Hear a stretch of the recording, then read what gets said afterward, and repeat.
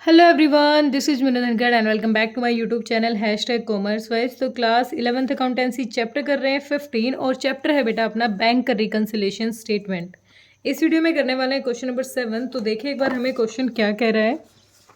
Tiwari and sons find that the bank balance shown by their cash book on December 31st 2016 40,500 credit का मतलब क्या होता है? Credit balance का मतलब होता है ओवरड्राफ्ट।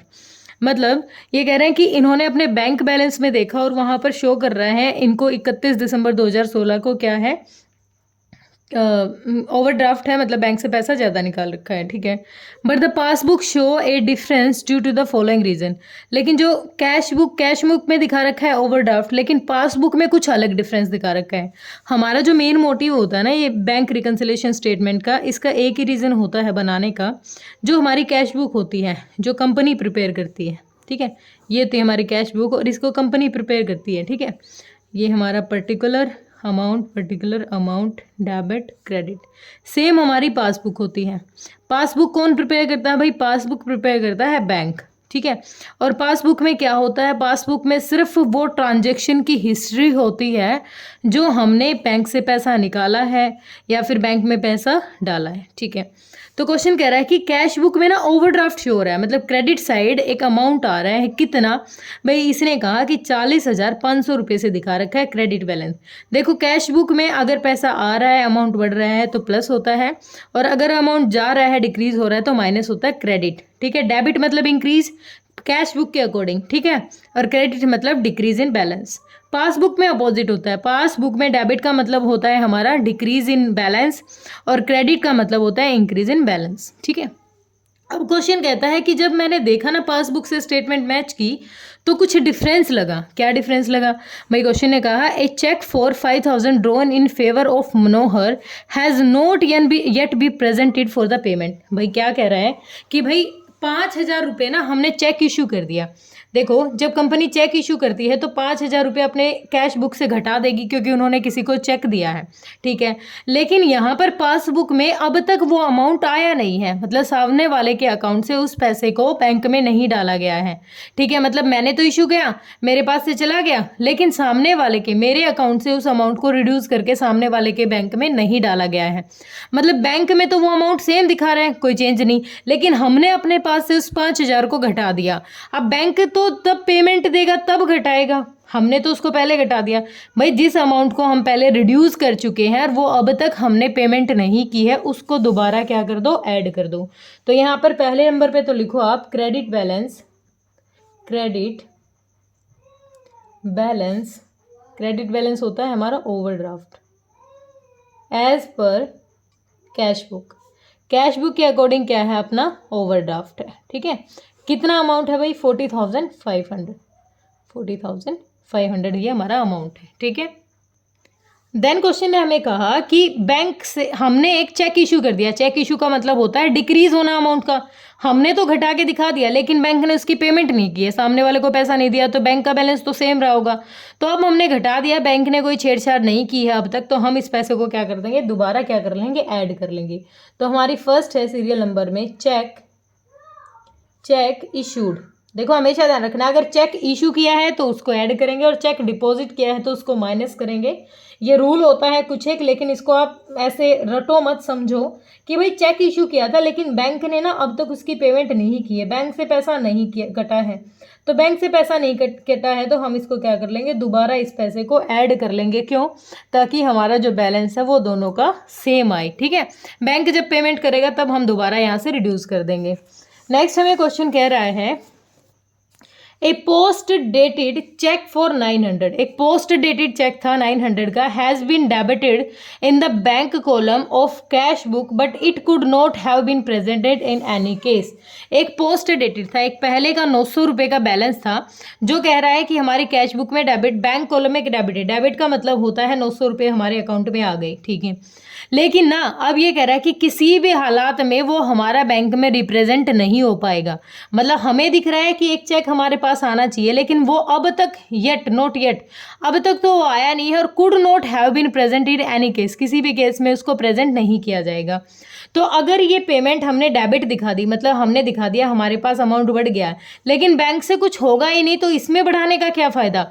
हमने जो अमाउंट ऑलरेडी बढ़ा रखा है उसको क्या कर देंगे, हम लेस कर देंगे। सेकेंड ट्रांजेक्शन क्या हो जाएगी, post dated check recorded as deposit in cash book. ठीक है, कैश बुक कितना 900। ओके, उसको घटा देंगे। नेक्स्ट हमें क्वेश्चन कह रहा है, एक मिनट, नेक्स्ट हमें कह रहा है cheque totalling 10,200 deposited with the bank have not yet been collected. हमने एक बैंक में 10,200 रुपये का पैसा जमा करवाया था, मतलब हमने यहाँ एंट्री कर दी 10,200 रुपये, मतलब बैंक में पैसा जमा करवा दिया, हमने अपनी कैश बुक में रिकॉर्ड कर लिया, लेकिन ये कह रहा है कि बैंक ने अब तक उसको कलेक्ट नहीं किया। हमारे हिसाब से तो पैसा आ गया, कैश बुक में दिखा दिया, लेकिन बैंक ने उस पैसे को सामने वाले के अकाउंट से लिया ही नहीं है। लिया नहीं है तो जो अमाउंट हमने एक्सेस दिखा रखा है, जब बैंक उसको लेगा ना तब दोबारा दिखा देंगे, लेकिन अभी क्या करेंगे, इस अमाउंट को रिड्यूस कर देंगे। तो थर्ड एंट्री क्या रहेगी हमारी, check deposited but note collected, note collected. कितने रुपए का अमाउंट है, 10,200 रुपये का। ठीक है, आगे है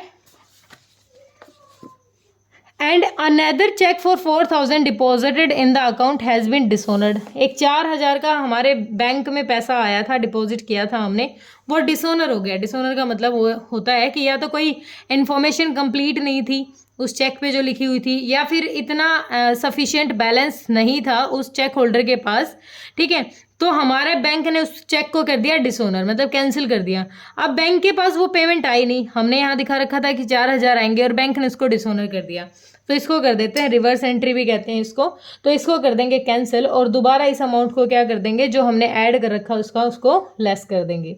check dishonoured and not recorded in cash book, in cash book. ठीक है, कितना रुपए, 4,000 रुपये। आगे हमें क्वेश्चन कहता है a bill payable for 10,000 was retired by the bank under a rebate of 150। एक बिल है कितने का, 10,000 का, और क्वेश्चन कहता है उसको रिटायर किया है bye the bank under a rebate of 150, but the full amount of the bill was credited in the bank column of the cash book. अब देखो यहाँ पर थोड़ा हमें समझना पड़ेगा, क्यों, क्योंकि क्वेश्चन ने कहा है एक बिल पेबल, मतलब बिल की पेमेंट की हमने कितने की, 10,000 की लायबिलिटी होती है हमारी, हमने वो was retired by the bank, bank ने उसको रिटायर कर दिया और एक छूट दे दी। रिबेट का मतलब वो छूट होती है, 150 रुपये की छूट दे दी। अब कंपनी क्वेश्चन कहता है कि 150 रुपये की छूट देने के बाद उसकी पेमेंट की गई होगी, क्योंकि बिल्स पेबल लायबिलिटी है। रिसीव किया होता, बिल रिसीवेबल होता तो हम रिबेट देते, तो हमारे लिए क्या था, नुकसान था।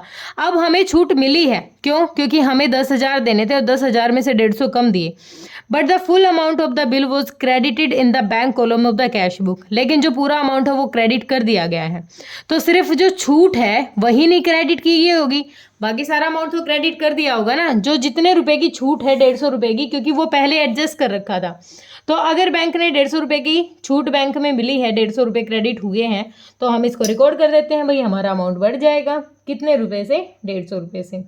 रिबेट फायदा है ना ये आपका, रिबेट रिसीव्ड नोट रिकॉर्डेड, बाकी जो पेमेंट है उसको तो रिकॉर्ड कर रखा है कैश बुक में, सिर्फ इसी को नहीं रिकॉर्ड कर रखा इन cash book. Cash book total amount कितना, भाई ये अमाउंट है अपना 150 रुपये।